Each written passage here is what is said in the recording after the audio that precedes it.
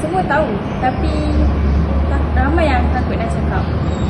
So, tajuk kita ni ialah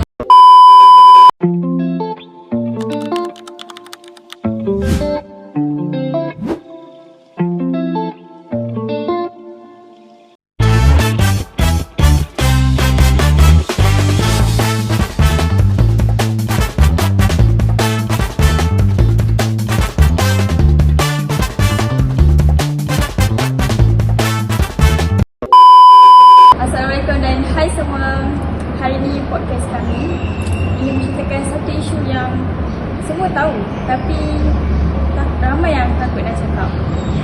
So, tajuk kita ni ialah isu rasuah dalam pekerjaan.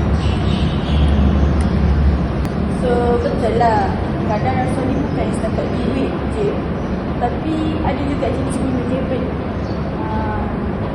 Lepas tu pilih orang sebab keinginan je, bukan sebab nak kelayakan. Especially bab masa kerja kerajaan. Ramai yang selalu cari kerja, kerja, tapi ada orang yang senang je masuk kerja sebab ada yang kereta, connection. Sebab lagi sedih tu lah kan, benda ni macam orang tak tahu lah. Macam table, kadang-kadang orang merasa macam benda ni biasa, tapi kadang benda ni nampak tak elok lah kan. Sebab orang lain masuk pekerjaan menggunakan interview susah-susah, itu semua senang pakai table. Ya betul, kadang diorang struggle gila dengan study hard semua. Memang betul layak dapat kerja, tapi sebabkan ada orang lain yang orang dalam dia terpaksa. So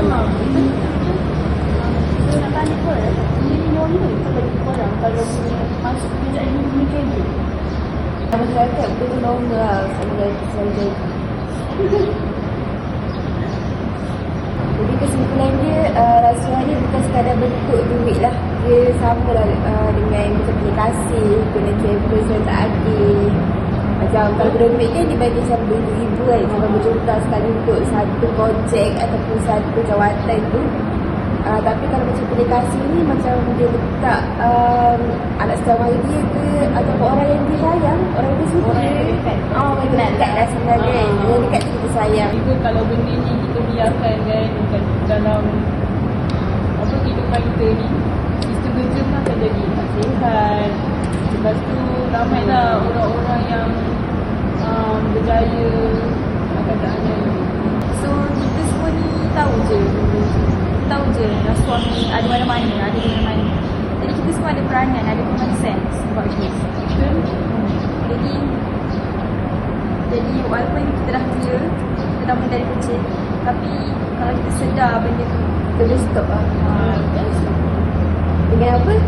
Integrity dengan prinsip. semua tu lah. Prinsip integrity dalam ni. Kalau dah hilang tu cari. Jadi mainlah kerja ni masyarakat yang jujur, amanah, yang adil, diterapkan dengan diri. Dia jadi pun berkaitan iman juga. Kalau iman kau secetek-cetek air, Kau macam berani nak buat dosa tu. masalah. Alah, sikit je ni. Alah, satu kali je kau buat. Alah, sikit je. Aku bayar RM1 je. Yang ni ada orang ni Sikit-sikit. Apa dikira rasuah? 50% dia sebenarnya dari sikit tu. Ya. Jadi banyak tu. Macam pergi kedai RM2 kan? Itu gratis. Tak payah pergi mahal. Harga satu barang semua RM2. Balik-balik dia bayar RM2. RM100 lebih. Tapi tu kedai lah. Contoh lah. Daripada kecil Tapi betul.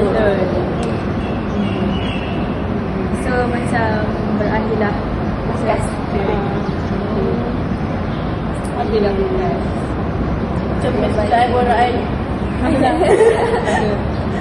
Ini semua peringatan untuk kita semua lah. Sama-sama lah kita jaga dan elakkan daripada buat rasuah ni.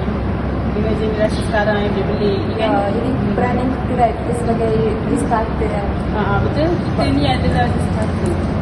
Kita yang kena start ni.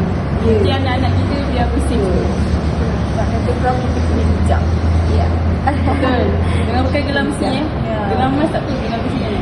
Sebab kata Haida biar mata putih dengan hati hitam. Biar mata putih dengan hati hitam. Ya, biar mata putih untuk dengan hati hitam. Biarlah kita ni tak lawa mana, tak handsome mana, tapi biar hati baik. Tak ada orang Dah berlalu dah. makin pelik tarik. Okay, so terima kasih untuk podcast kami hari ini.